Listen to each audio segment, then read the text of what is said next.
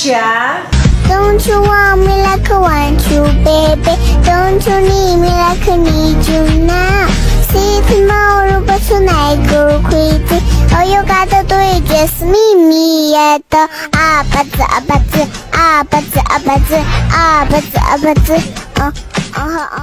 Mga misis, mga marites, sino daw po itong isang kandidato sa darating na halalan ng motibo hindi para magsilbi sa bayan, kundi ang kumita lang naman mula sa partidong kanyang kinaaniban?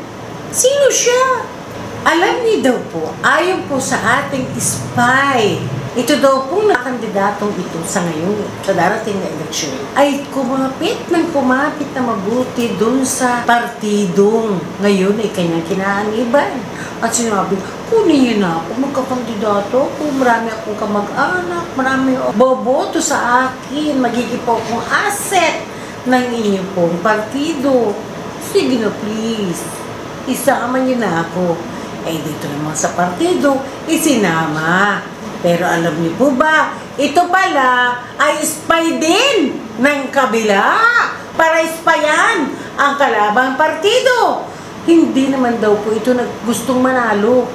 Gusto lang kumita ng salapi. Eh binayaran para magiging spy. O diba?